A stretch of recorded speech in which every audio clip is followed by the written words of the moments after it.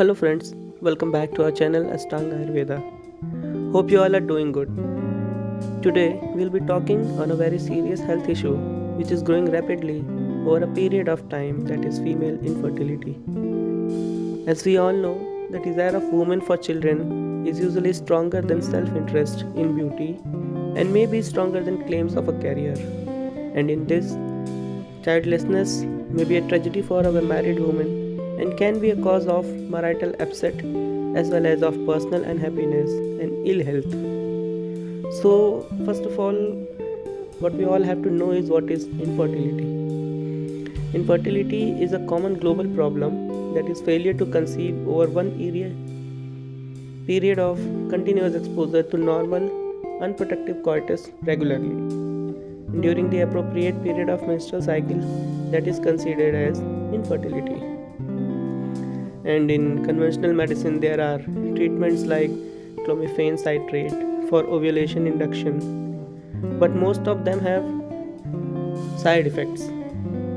And within changing times, the angle with which the problem is visualized has changed a lot. Profession and career orientation among women has made them deliberately postpone marriage and childbearing time, and this makes the childbirth an option instead of an obligation.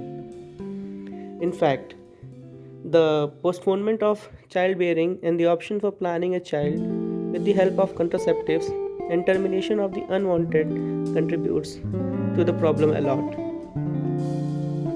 And science has given a glimmer of hope in the field of infertility with the invention of new techniques of assisted reproductive technologies. But the success rate of these technologies are very much debatable, and these methods are also very expensive, and many a times the prolonged use of hormones gives rise to many more physiological disturbances in reproductive physiology. And Ayurveda has the potential to treat many causes of infertility, thus provide success to the couples. In Ayurveda, sapraj or avandya words are used to denote the delay in conception in spite of having capacity to procreate. Later authors specified the term bandhya for complete sterility, apraj as a primary infertility, and sapraj as a secondary infertility. And as Harith said, balya, garbhashay kos bhang or injury to the reproductive system, and dhatu chhay are the nidan for bandhya. Kakvandya, which is known as one child infertility, Anupatya, it is known as the inability to conceive, Garbhasravi, that is known as habitual abortion, and Mritvatsa, repeated stillbirths, and IUDs.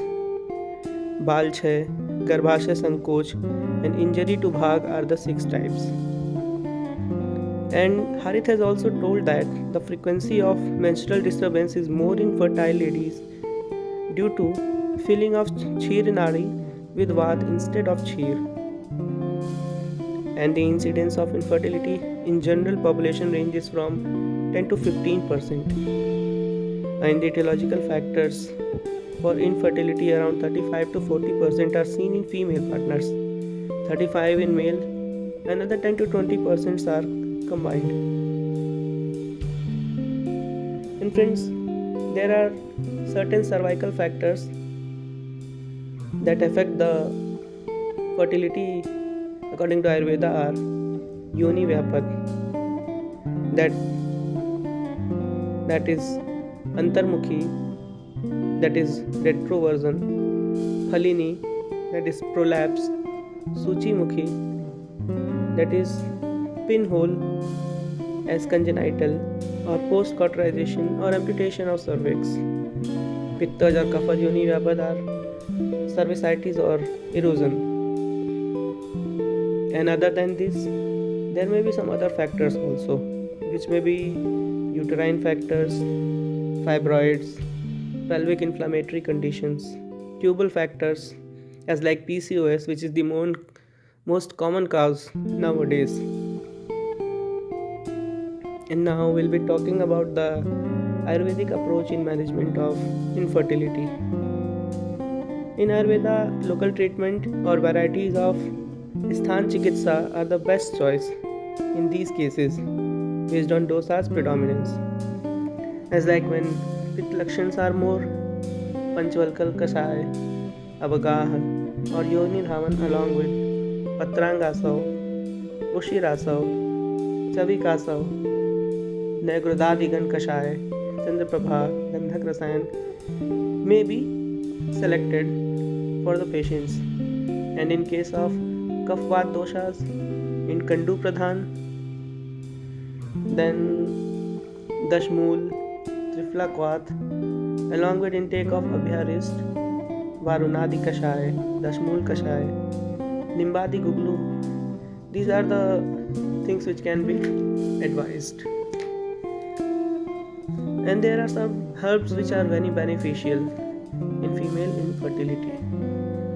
It's like in ovulation disorders, Ashoka, Dashmul, Satabri, Aloes, Guglu, Hridbeer, etc. can be given. In PCOS, Lata Karanj, Kachanar, Jeevanti, Punarnava, etc. can be given. Pelvic inflammatory diseases, Kashor Guglu, Trifla Guglu, Guruchi, Kutki, Punarnava, these are the herbs which can be given.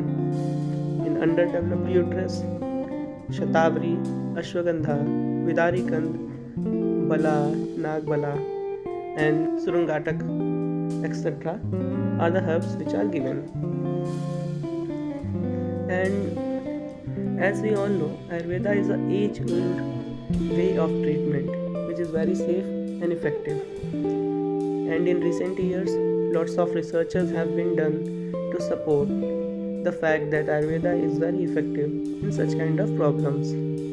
As statements like Uttarvasti, etc. are very effective and safe, so that